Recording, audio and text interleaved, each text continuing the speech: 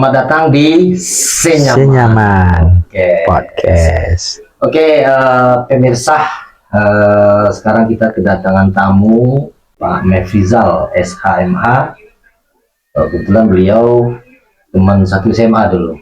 Satu SMA kita ya. SMA, ya. Ketua OSIS. Dia ketua OSIS. Saya mengundang atas beliau sebagai advokat atau pengacara, bukan sebagai caleg DPD RI. Jadi kostumnya berbeda gitu kan. Jadi kesannya kita nggak kampanye ya Pak ya. Siap ya Pak ya. Siap. Selain advokat dan pengacara, ini ada kartu nama ya. Oh, lumayan banyak juga nih jabatannya. Itu yang masih aktif nih, saya sekretaris Peradi Padang, pengurus ICMI Sumbar, wakil ketua Lembaga Perlindungan Anak, ketua bidang hukum KONI Sumbar. Biasa Pak Mefrizal ini ya, ketua advokasi Apindo. Oh, pernah juga jadi wakil ketua Pemuda Pancasila Sumbar ya, periode 2017-2018, ketua KNPI Padang pernah, dan ketua HMI ya. Oh, ini Fakultas Hukum UNAN, Universitas Andalas ya. Iya, Universitas Andalas ya, 2005. Luar biasa. Menyikapi tahun politik 2024 ini yang ya sekitar 13 hari lagi lah ya, pada pemilihannya 14 Februari 2024. Gimana sih pandangan Pak Mefrizal terhadap perpolitikan Sumbar lah, Sumatera Barat? Oke. Untuk Sumbar, terutama untuk calon legislatif ya, yang diusung oleh partai politik, kemudian untuk calon presiden dan wakil presiden, termasuk Dewan Perwakilan Daerah DPD RI. Sekarang kan masanya kampanye Pak Riki. Iya. Kurang lebih 9 hari lagi ya masa kampanye, kemudian pemilu di 14 Februari 2024. Nah, kalau kita bicara politik itu kan seni ya. Seni bagaimana kita memanage agar suksesi kepemimpinan, peralihan kepemimpinan itu bisa menghasilkan pemimpin-pemimpin yang bermartabat, berwibawa, berkemampuan, punya kompetensi. Tentu yang bisa mengenalinya adalah para pemilih di Sumatera Barat.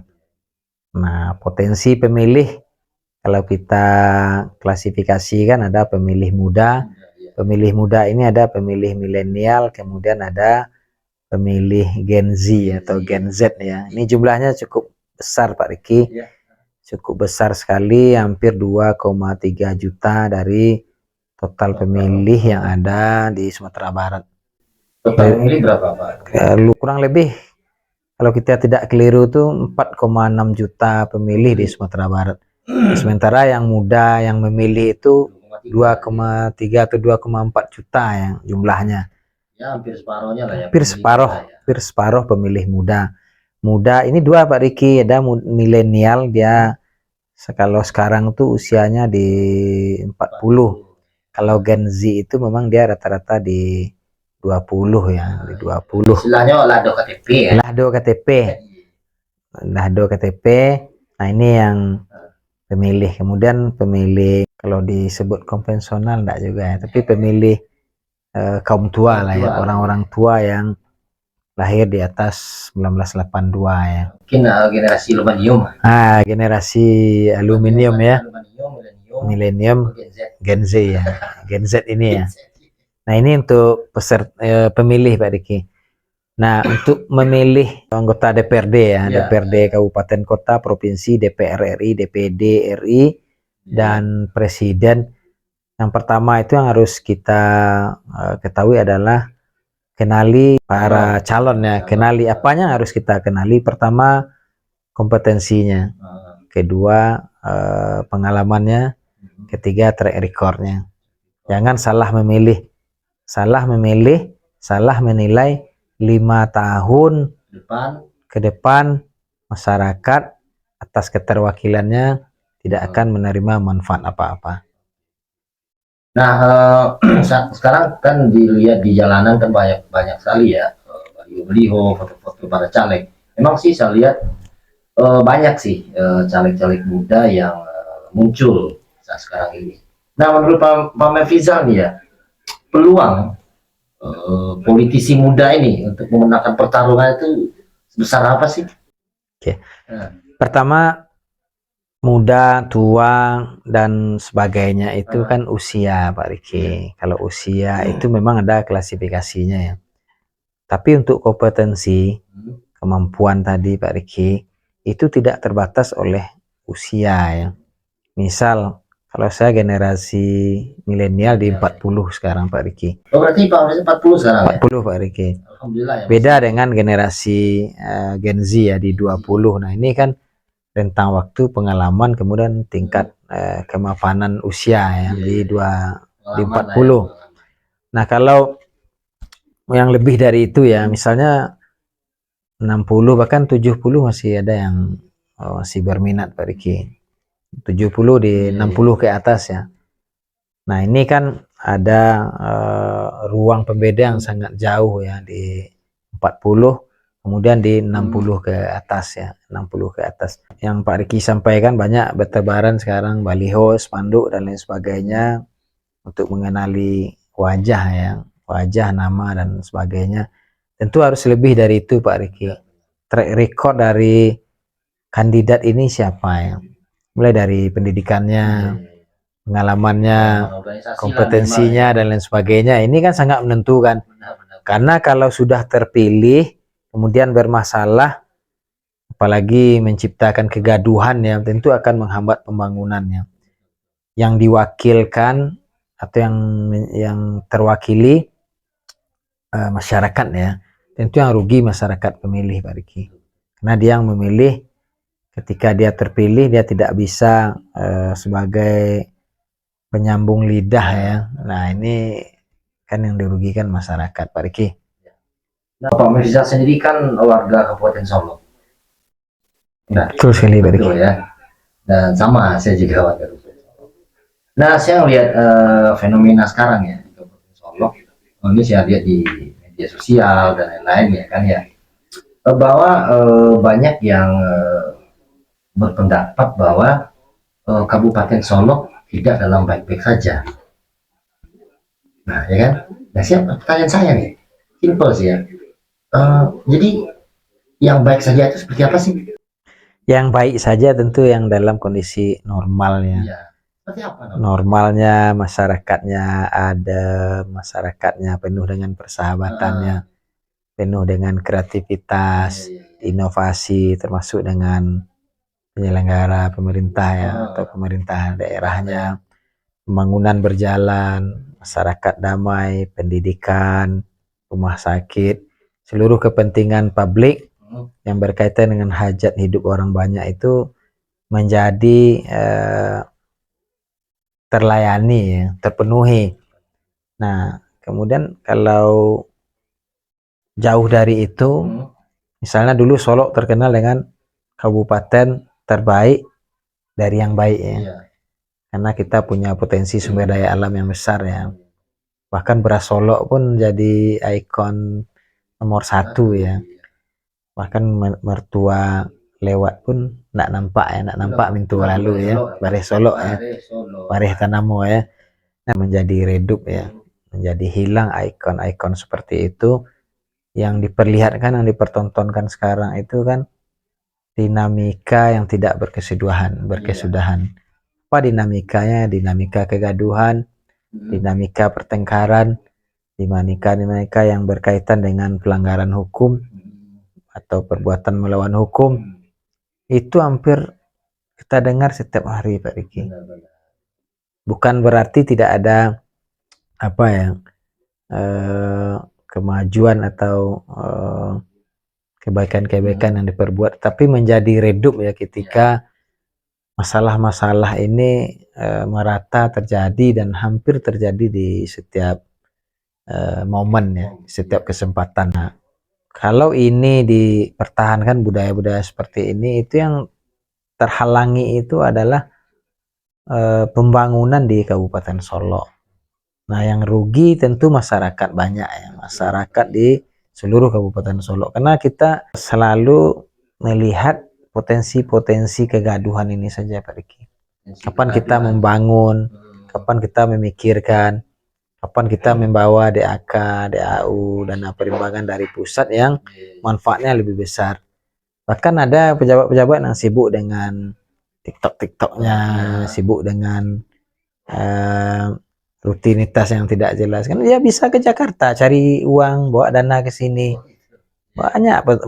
Nah, ini kan kembali lagi ke kualitasnya, kualitas potensi, istilahnya memantaskan diri Pak Riki. Kadang tidak pantas ya paksakan juga dirinya untuk menjadi leader atau untuk menjadi pemimpin. Otonomi daerah itu bukan untuk melahirkan raja-raja di daerah, raja-raja kecil ya, atau raja-raja besar Pak Riki ya. Tapi otonomi daerah itu memberi ruang bagaimana potensi daerah itu menjadi berkembang, daerah menjadi maju dengan pesat ya. Karena diberi keleluasan untuk mengelola daerahnya sendiri ya. Karena undang-undang memberi itu. Tapi kalau itu tidak termanfaatkan, kondisivitas tidak terjaga, yang terjamin, tentu yang terjadi kericuhan ya, kerucihan, kegaduhan dan lain sebagainya. Ini akhir-akhir ini kita lihat lah. Ya, kita lihat dinamika ini ya. Ini bukan lagi dinamika positif ya, tapi sudah jauh sekali dari apa yang diharapkan ya. Dan itu sangat cepat sekali tersebarnya Pak Riki, karena dunia medsos ya, Gen Z, milenial ini cepat informasi itu cepat tersebar ya. Berarti memang seharusnya berarti kita di Kabupaten Solok lah ya, harus ada sinergitas itu ya. Harus ada sinergitas, harus berkolaborasi antara eksekutif, legislatif, dan semua komponen Pak Riki. Semua stakeholder harus memikirkan bagaimana Kabupaten Solok ini menjadi maju ya. Judulnya nanti kan mau dibawa kemana Kabupaten Solok? Mau dibawa kemana ya, betul itu Pak Riki. Tadi kan Ketua bilang kalau bisa memilih calon gitu ya, calon legislatif atau calon pemimpin lah ya, kita harus melihat track recordnya seperti apa, atau pengalamannya. Nah, maksudnya di sini track record seperti apa sih yang harus dilihat gitu? Pengalaman apa gitu yang harus dilihat? Oke Pak Riki ya. Entah, sebelum jawab, sebenarnya ini kan sekalian mengasih edukasi kan ke calon-calon pemilih nantinya. Silakan. Ya. Berikan sesuatu itu kepada ahlinya. Karena suatu hari pernah bertanya sahabat ya kepada Rasulullah SAW, apa yang dimaksud dengan amanat yang disia-siakan ya. Amanat yang disia-siakan itu ialah ketika suatu pekerjaan itu diberikan kepada yang bukan ahlinya. Nah, apa indikator seseorang itu dikatakan ahli ya terhadap satu hal? Pertama, tentu secara formal ya, pendidikannya bagaimana. Satu, yang kedua pengalamannya. Yang ketiga pengetahuannya. Nah, ini menjadi satu. Kemudian dengan hal itu mereka punya kemampuan untuk mengerjakan sesuatu. Dia expert di bidangnya begitu. Kalau tidak, kalau dia akan meraba-raba ya. Kita bukan melemahkan potensi si calon atau siapa ya. Tentu yang paling berperan di sini adalah pemilih ya, karena dia akan memilih. Nah, untuk memilih ini apakah pemilihnya yang pragmatis atau calon yang pragmatis, itu kan kalau tidak ada itu Pak Riki tidak akan dikenal adanya istilah serangan fajar, karena undang-undang sudah jelas setiap orang yang menjanjikan atau memberikan sesuatu untuk dipilih ya, atau untuk tidak menggunakan hak pilihnya itu diancam dengan pidana kurungan ya, dan atau denda Pak Riki. Kalau secara regulasi sudah cukup mumpuni ya untuk menghalangi cara-cara yang tidak benar ini, tapi minimal meminimalisir ya. Tapi untuk proses penegakan hukum itu Pak Riki ada 5 faktor yang sangat menentukan ya. Kalau dari segi regulasi tadi sudah oke ya, ada ancaman pidananya, modus-modusnya sudah dijelaskan. Tapi ada budaya Pak Riki di sini, budaya dan masyarakat. Nah, kalau masyarakat punya budaya yang pragmatis, dia tidak memikirkan 5 tahun ke depan, dia hanya memikirkan hari ini diberi uang oleh kandidat ya, calon legislatif, kemudian diterima atau diberi barang ya atau segala macam. Sekarang bukan lagi perdebatannya di gagasan Pak Riki para calonnya, tapi berada pada bingkisan. Siapa yang besar bingkisannya? Coba lah, di kota-kota itu Pak Riki, kalau kita dengar ya untuk tingkat kota itu berbiaya sangat besar Pak Riki. Biaya.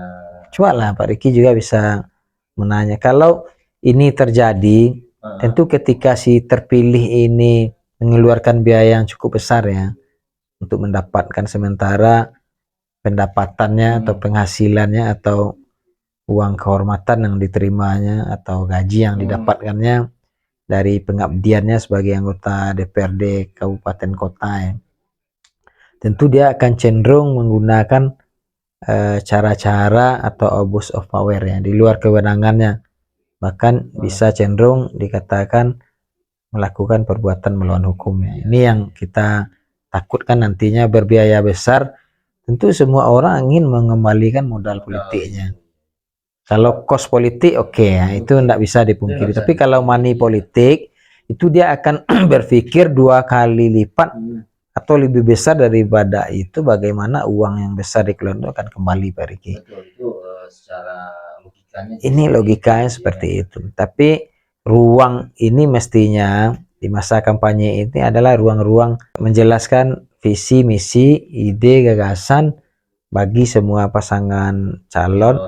Kemudian masyarakat pemilih ini diedukasi Pak Riki. Diedukasi bagaimana menjadi pemilih yang bermartabat, pemilih cerdas, atau pemilih yang bisa mengenali ya.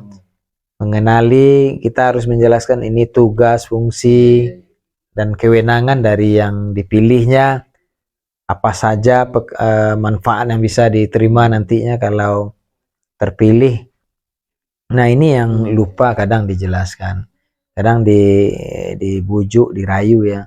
Bahkan kalau saya lihat banyak penggunaan unsur-unsur penipuan di sini Pak Riki, menjanjikan sesuatu, bahkan ada caleg yang akan mengaspal laut ya, membuat tangga ke langit dan lain sebagainya. Ini kan berbahaya cara-cara seperti itu, di luar cara-cara ya, di luar nalar atau di luar cara-cara serangan fajar itu Pak Riki. Ini kan hampir pembicaraan orang itu hari ini ya di warung, di politik. Money politik itu sekarang sih kalau saya lihat hanya dia sebatas slogan. Ya, ini harus kita kampanyekan setiap hari Pak Riki. Meskipun saya juga kandidat ya, calon anggota DPD RI, saya sampaikan ke masyarakat pemilih, saya tidak takut untuk tidak dipilih.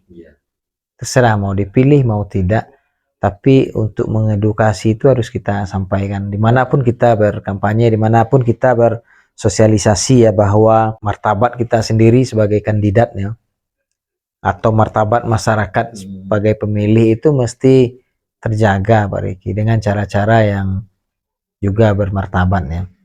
Nah bagaimana itu bisa terrealisasi ketika kita menggunakan cara yang baik. Cara yang baik itu indikasinya ada di Undang-Undang Pemilu Pak Riki. Ada ini yang dilanggar, ini yang dibolehkan, ini yang tidak dibolehkan ya. Nah kalau semua orang ada kesadaran politik, nah ini kajiannya kesadaran politik. Nah ini yang terjadi kan sebaliknya, semua orang ingin menang ya, dengan cara apapun. Bahkan ada istilah tidak memantaskan diri Pak Riki. Tidak memantaskan diri maksudnya tidak ada kompetensinya di bidang itu. Nah kembali ke hadis Nabi tadi Pak Riki, biasanya dia misal ya untuk satu hal ya, dia kompetensinya di bidang A, kemudian sekarang dia harus berbicara di bidang B.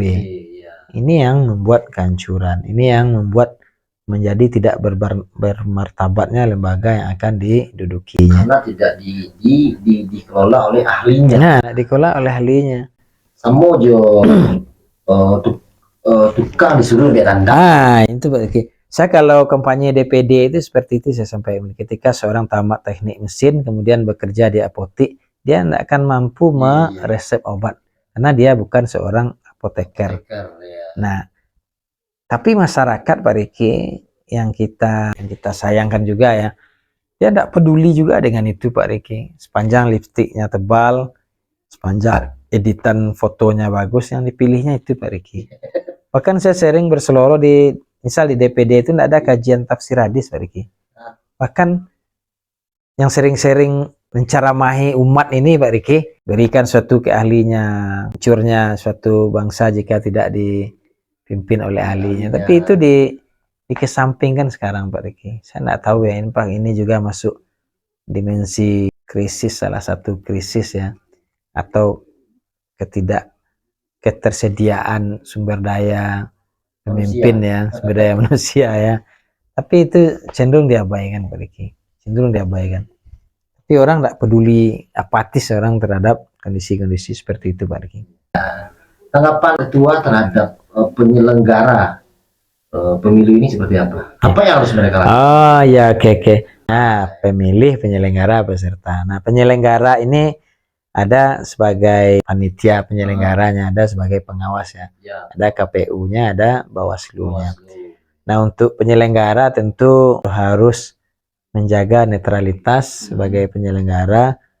Bagaimana pemilu itu juga diawasi secara baik oleh pengawas ya, oleh pengawas. KPU sebagai penyelenggara dan Bawaslu sebagai pengawas ya. Sehingga potensi kecurangan atau potensi di luar nalar atau luar aturan itu tidak terjadi. Penyelenggara itu harus netral, kemudian menjaga wibawa kelembagaannya sebagai penyelenggara, termasuk pengawas ya. Kemudian hukum itu harus ditegakkan ya. Jika dibiarkan, tentu yang bermodal besar akan menjadi menang besar ya, karena dia bisa bermain apa saja untuk memenangkan dirinya. Dan Bawaslu tentu punya pengawas ya, pengawas pemilu tentu punya ruang untuk mengawasi secara jurdil pemilu yang diselenggarakan oleh KPU Pak Riki. Tapi memang secara aturan itu ASN atau PNS harus netral. ASN itu memang harus netral, dia tidak boleh berpihak ke salah satu pasangan calon tertentu ya. Tidak boleh berpihak, dia kan punya hak pilihnya tetap ya, tapi keberpihakannya secara terang-terangan ya. Tapi kalau keberpihakannya ada aturannya Pak Riki.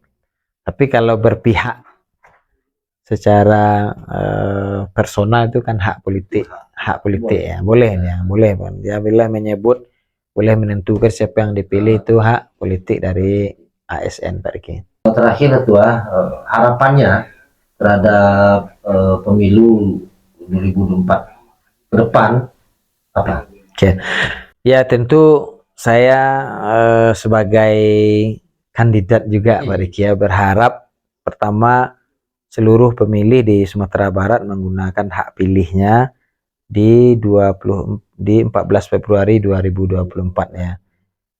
Kenali calonnya, pelajari track recordnya, lihat kompetensinya, kemudian gunakan hak pilih di 14 Februari itu Pak Riki. Jangan golput. Indikasi warga negara yang baik itu kan menggunakan hak pilihnya, menggunakan hak politiknya saat pemilihan umum Pak Riki.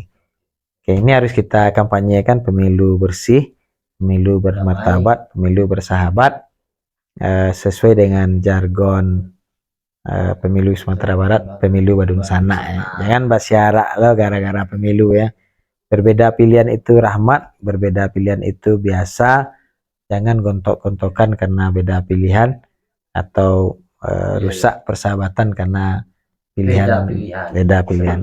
Banyak tadi obrolan kami, dan mudah-mudahan itu menjadi sebuah edukasi ya terhadap masyarakat, terhadap pemilih, dan apa yang positif dari pembicaraan kami diambil, yang jelek dibuang ya. Nah, mudah-mudahan pemilu kita di 2024 ini pemilu damai, pemilu berencana, pemilu beretika. Mungkin next kita undang lagi nanti Pak Mefrizal untuk topik yang berbeda, dan tetap di Senyaman Podcast.